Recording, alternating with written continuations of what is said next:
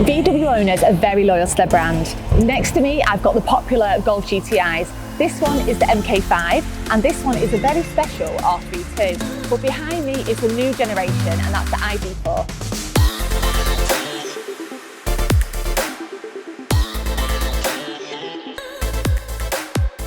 Because if you didn't already know, Royal Swiss do service cars which are electric, and they provide the warranty. So for this, you can get 8 years coverage.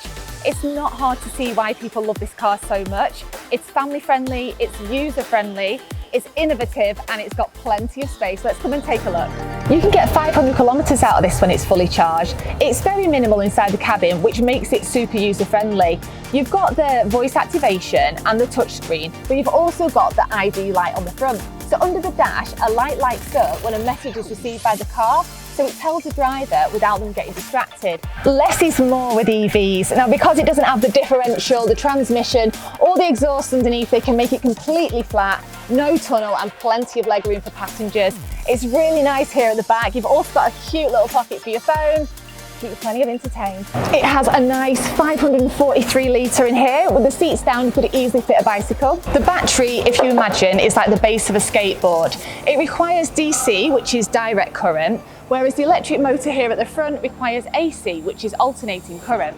When you're charging it from an outside power source, the one at home off the grid is AC, whereas the ones that you'll find in the mall car park, for example, are much more powerful and they're DC. So that's why they're faster at charging, because the power is going directly through the vehicle to the battery, so it doesn't need to go through the inverter. When the brakes are pressed or it's decelerating, the motor becomes an alternator, and that sends power directly back to the battery. I love these 20-inch standard alloys on them. Behind it, you've got the drum brake as well, because on electric cars, they don't use their brakes as much. So a disc would just get rusty, whereas this is going to last you the lifetime of the car. Let's go for a test drive.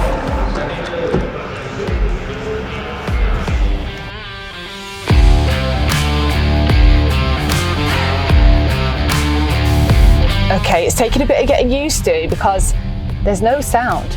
It's so quiet. I'm not used to this at all. I'll tell you what, we'll take this corner and we'll put the foot down and see how fast it can get. I don't know what to expect because it's only got one speed setting. So I've heard it's fast. Let's feel how fast it can go. Oh, 80. That wasn't long, was it? That was like 3 seconds. Oh, it's really nice and smooth and you can't hear a thing. Okay, got a nice stretch of road here. We're doing 36. Oh wow, that went up by 50 miles per hour really fast. Oh, I like it. I really like it. Okay, and let's slow it down. And it slows down really fast as well. So smooth. And the best thing is you can talk to it, you don't have to keep looking at the dashboard. You can give it commands like, hello Volkswagen, and the colour ID on the dashboard is lighting up to listen to me.